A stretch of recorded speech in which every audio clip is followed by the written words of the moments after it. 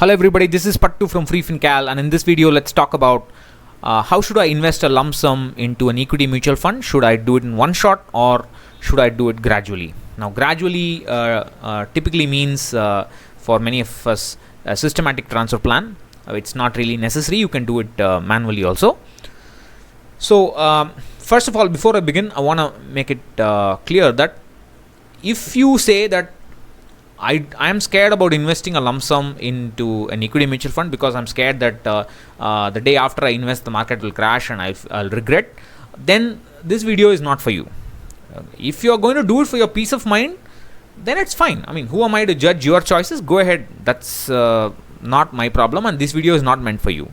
This video is only meant for people who claim that instead of investing a lump sum in one shot, if you put the money in a liquid fund and invest it via as a systematic transfer into an equity mutual fund over 6 months or 1 year, the risk will be lower, the returns may be higher, and so on. So this is for people who make such claims, and there are two ways in which you can invest a lump sum gradually.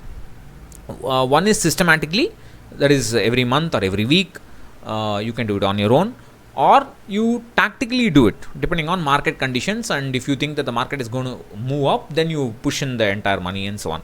We will talk about tactical gradual lump sum investing into in a second part, so we'll talk about that later. Today we are only going to compare one shot lump sum investing versus gradual lump sum investing, or the STP.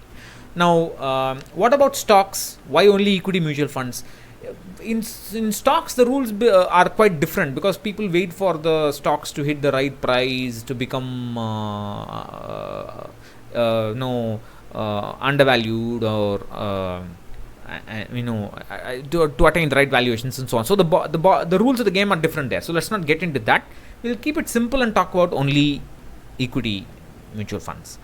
So what I've done is to take the Sensex data from 1979 and calculate monthly returns. So you get about 467 monthly returns from 1979, and let's say I want to compare lump sum, that is one shot investing versus gradual investing for a 10-year period. I will take the first 120 monthly returns and do a trial run. I'll do a run and see which is better, or which gives the better return, which gives the better volatility, and so on. Then I'll take the second monthly return to the 121st monthly return and do a second run, and third to 122, and so on and so on and so on. Finally, the 348th monthly return to the 467th monthly return to complete the 348th backtest run.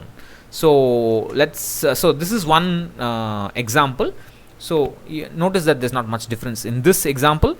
So you see, the blue line is the lump sum. You see that the money is put in one shot, and then in the STP case, or the gradual investment case, it's gradually put in over the next 10 months or so in this case, I think. And then once they are both in the market, they moved more or less in tandem. Sometimes there's not much difference. Sometimes the STP or the gradual investment does better. Sometimes the lump sum does better. You cannot tell. It's not unidirectional.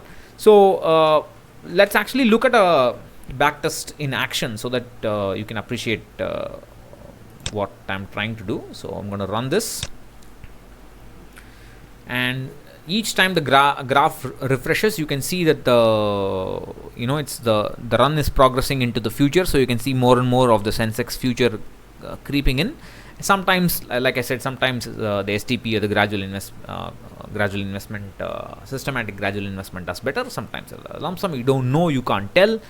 And notice that there is really no benefit of the STP once the full money is into the market, right? The both of them move up and down more or less the same. So don't fool yourself saying you will have lower risk just because you have done an STP.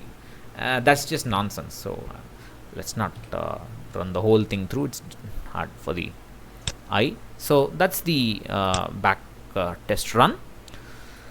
So this is a result for 10-year durations, and you gradually invest a lump sum over 6 months versus a one-shot investment, there's really no difference in terms of returns. You can't tell. And this is the volatility or the standard deviation, or the how much the portfolio moves up and down every month. And you can notice that there's really no difference between the STP and the lump sum volatility. The STP is actually behind the lump sum. You can't tell because they are practically identical. There is nothing to differentiate. So this is 10 years and 6 months of gradual investment. And next is 10 years and 12 months of gradual investment. Again, nothing to differentiate. Volatilities are also identical, no big deal. And this is 10 years and 15 months of gradual investment. Again, not much. I had conducted a poll in Facebook group Asana Days of Wealth, asking people who believed in gradual investment what is the duration that they like. Some people said 6 months, 12 months, 15 months and so on. I think 12 months was the most popular, 6 months was the next popular, and then 15 months if I remember right. Again, not much difference. Volatility also nothing to speak about. And this is a 15-year investment period and 6 months of gradual investment. Again, nothing, no difference. And this is a 15-year investment and 1 year or 12 months of gradual investing. Again, nothing to talk about. And this is a 5-year investment duration and 6 months of gradual investing. Nothing. And this is a 5-year investment duration and 12 months of gradual investing. Nothing, other than the fact that for 5 years the range over which the returns fluctuate is a lot more. So that's understandable. So in summary, if gradual investment makes you feel better, makes you sleep better, go ahead, but don't claim that it will reduce risk or enhance returns. And we are talking about systematic gradual investing. We will talk about tactical gradual investing in a second video. Let's not confuse the two types of gradual investing. And for gradual investing, you do not need a STP. Please recognize that the STP is not meant for you. It is meant for the sales guy and the fund house to lock in your lump sum.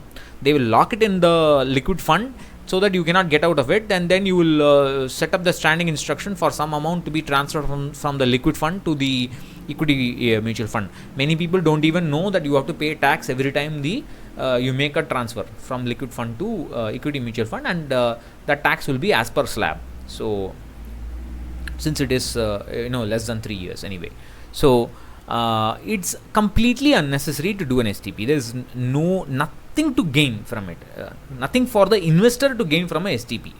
Of course, some people will say, if I have a lump sum, it will get spent. If I do an STP, it will be better. Look, if you don't have discipline, you don't deserve wealth.